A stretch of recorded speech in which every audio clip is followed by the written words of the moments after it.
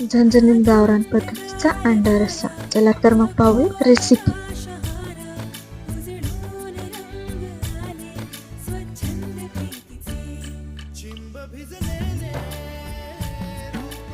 अंडी, लिंबू, मीठ, तेल,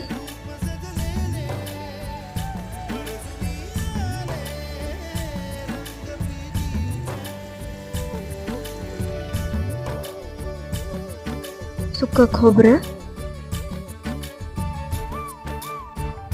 चिरलेला कांदा, टोमॅटो,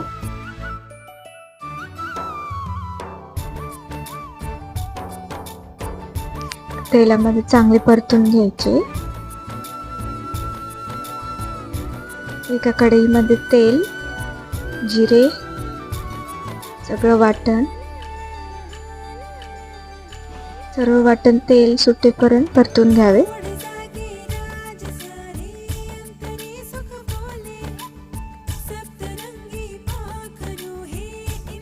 त्यामध्ये घाला लाल तिखट, चवीपुरतं मीठ, रस्सा मसाला,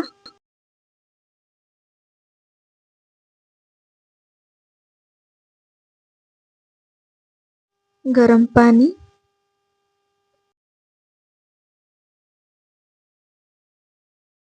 शेवटी उकडलेले अंडे, शेवटी बारीक चिरलेली कोथिंबीर. हा बघू शकताय तुम्ही किती छान अंडा रस्सा झालेला आहे. हा तुम्ही भाकरी सोबत किंवा चपाती सोबत सुद्धा खाऊ शकता.